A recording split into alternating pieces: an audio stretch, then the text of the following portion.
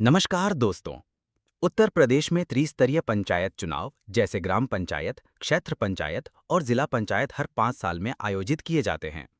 पिछले चुनाव 2021 में हुए थे, जो कोविड-19 के कारण देरी से 4 चरणों में अप्रैल 2021 में संपन्न हुए थे। मौजूदा पंचायतों का कार्यकाल 2020 से 2025 तक माना जा रहा है और अगले चुनाव दिसंबर 2025 के अंत तक ये जनवरी-फरवरी 2026 में होने की संभावना है। हाल के अपडेट्स। चुनाव की समय सीमा और तैयारियां। पंचायत राज मंत्री ओम प्रकाश राजभर ने विधानसभा में जानकारी दी है कि दिसंबर 2025 तक पंचायत चुनाव कराने की तैयारी चल रही है, ताकि 2026-27 में होने वाले विधानसभा चुनावों से पहले प्रक्रिया पूरी हो सके। परिसीमन की प्रक्रिया 18 जुलाई 2025 से शुरू हो चुकी है और अंतिम सूची 10 अगस्त 2025 तक जारी की गई थी। 14 अगस्त से 29 सितंबर 2025 तक बूथ लेवल ऑफिसर यानी बीएलओ घर घर जाकर मतदाता सूची का सर्वेक्षण करेंगे। 1 जनवरी 2025 को 18 वर्ष की आयु पूरी करने वाले सभी व्यक्तियों के नाम मतदाता सूची में शामिल किए जाएंगे। अप्रैल 2026 तक चुनाव प्रक्रिया पूरी होने की संभावना है। ग्राम पंचायतों की संख्या में कमी। उत्तर प्रदेश में ग्राम पंचायतों की संख्या 504 कम होकर अब 57,695 रह गई है। इससे ग्राम प्रधानों की संख्या में भी कमी आएगी। मतदाता और बुनियादी ढांचा। मुख्यमंत्री योगी आदित्यनाथ ने बताया कि यूपी में 12 करोड़ से अधिक मतदाता पंचायत चुनाव में भाग लेते हैं। राज्य निर्वाचन आयोग के लिए लखनऊ में अवध विहार योजना शहीद पथ पर 50 करोड़ रुपए की लागत से 2618.59 वर्ग मीटर में 6 मंजिला अत्याधुनिक कार्यालय भवन का निर्माण शुरू हो चुका है, जो चुनाव प्रक्रिया को पारदर्शी और सुव्यवस्थित बनाएगा। आरक्षण और नियमावली। पंचायत विभाग ने ग्राम पंचायतों की आरक्षण नियमावली और आरक्षण चक्र पर काम शुरू कर दिया है। जिला पंचायत अध्यक्ष के निर्वाचन नियमों में बदलाव की चर्चा है, जिसके संबंध में गृह मंत्री अमित शाह तक बात पहुंची है। मतपट्टियों और अन्य व्यवस्थाएं। 67 जिलों में मतपट्टियों की आपूर्ति के लिए ई टेंडर जारी किए गए हैं। मतपत्रों के मुद्रण, वितरण और अन्य सेवाओं के लिए निविदाएं 6 जून 2025 तक अपलोड की जा सकती हैं। राजनीतिक महत्व। पंचायत चुनाव को 2027 के विधानसभा चुनाव से पहले सत्ता के लिए महत्वपूर्ण माना जा रहा है। गांवों में चुने गए प्रधान जनता से सीधा संवाद करते हैं और स्थानीय स्तर पर राजनीतिक प्रभाव रखते हैं।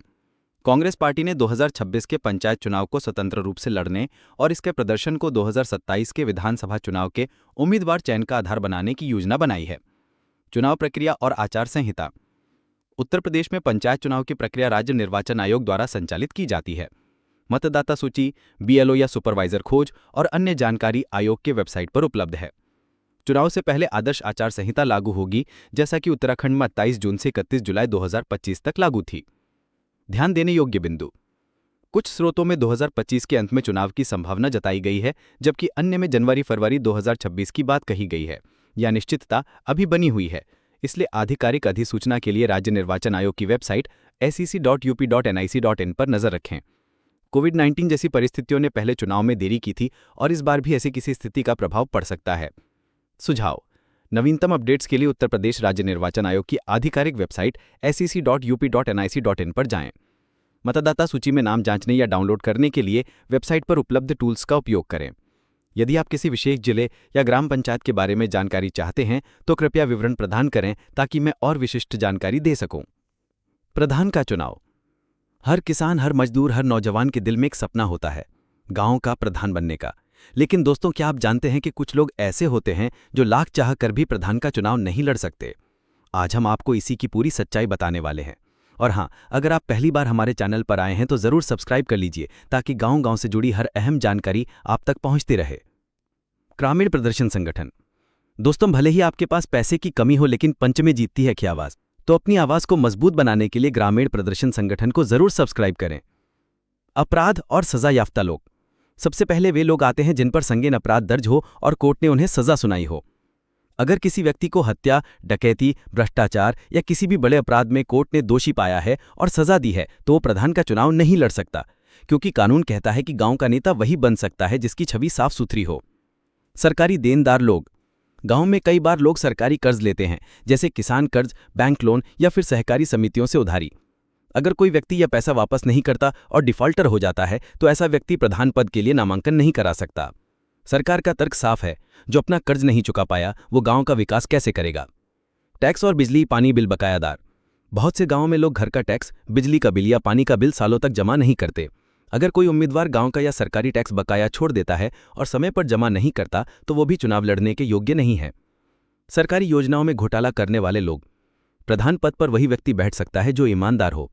अगर किसी ने पहले सरकारी योजना जैसे मनरेगा, आवास योजना, शौचालय योजना आदि में घोटाला किया है और जांच में दोषी पाया गया है तो उसे चुनाव लड़ने से रोका जाएगा। अशिक्षित लोग कुछ राज्यों में लागू। कुछ राज्यों ने शिक्षा को भी अनिवार्य कर दिया है। मतलब अगर उम्मीदवार 8वीं पास नहीं है, महिलाओं और SC/ST के लिए 5वीं पास की शर्त थी, कई जगह हटाई भी गई है, तो वो प्रधान पद का चुनाव नहीं लड़ सकता। हालांकि यह नियम हर राज्य में लागू नहीं है, लेकिन जहां लागू है वहां शिक्षा की न्यूनतम योग्यता जरूरी है। अगर आप चाहते हैं कि हम आपको ऐसे और चुनावी नियम समझाएं तो अभी सब्सक्राइब करें और बेल आइकॉन दबाएं। नशा और अवैध काम करने वाले लोग। अगर कोई उम्मीदवार नशाखोरी, शराब या अवैध कामों में लिप्त पाया जाता है तो उसकी उम्मीदवारी खारिज कर दी जाती है। गांव के नेता से उम्मीद की जाती है कि वो साफ सुथरी छवि का हो और लोगों को सही रास्ता दिखाए। सरकारी नौकरी। अगर कोई व्यक्ति सरकारी नौकरी में है तो वो प्रधान का चुनाव नहीं लड़ सकता, क्योंकि सरकारी नौकरी और ग्राम प्रधान का पद दोनों एक साथ संभव नहीं है। ये टकराव पैदा करता है। आयु सीमा और सबसे बुनियादी शर्त है उम्र। प्रधान का चुनाव वही व्यक्ति लड़ सकता है जिसकी उम्र 21 साल या उससे अधिक हो।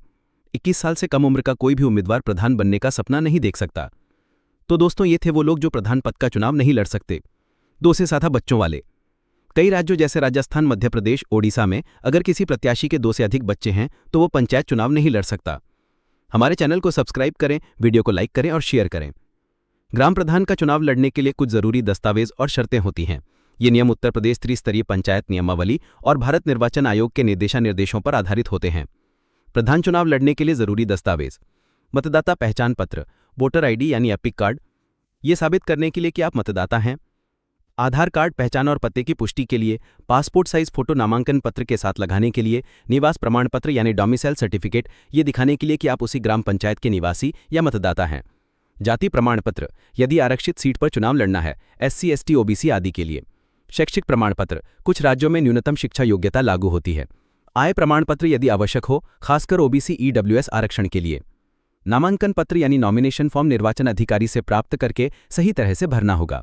जमानत राशि जमा करने की रसीद, सिक्योरिटी डिपॉजिट रिसीट। पंचायत चुनाव में एक छोटी जमानत राशि जमा करनी पड़ती है, राशि राज्य अनुसार बदलती है। शपथ पत्र, जिसमें उम्मीदवार अपनी जानकारी देगा, कोई आपराधिक मामला है या नहीं, संपत्ति देनदारी का विवरण, शिक्षा का विवरण। मतलब यदि आप प्रधान का चुनाव लड़ना चाहते हैं तो नामांकन पत्र के साथ पहचान, निवास, जाति यदि आरक्षण है, शैक्षिक प्रमाण पत्र और शपथ पत्र जरूर लगाने होंगे। गांव की सरकार चलाना कोई खेल नहीं है। इसके लिए ईमानदारी, जिम्मेदारी और सेवा भाव सबसे बड़ी जरूरत है। प्रधान वही बने जो वाकई गांव का विकास करना चाहता हो। अगर आपको ये जानकारी अच्छी लगी हो तो इस वीडियो को ज़्यादा से ज़्यादा शेयर करें ताकि हर गांव के लोग जान सकें कि प्रधान पद के लिए कौन योग्य है और कौन अयोग्य। गांव बदलेगा तभी जब नेता साफ सुथरा होगा। अगर आप चाहते हैं कि हम आपको ऐसे और चुनावी नियम समझाएं तो अभी सब्सक्राइब करें और बेल आइकॉन दबाएं। जय हिंद, जय भारत।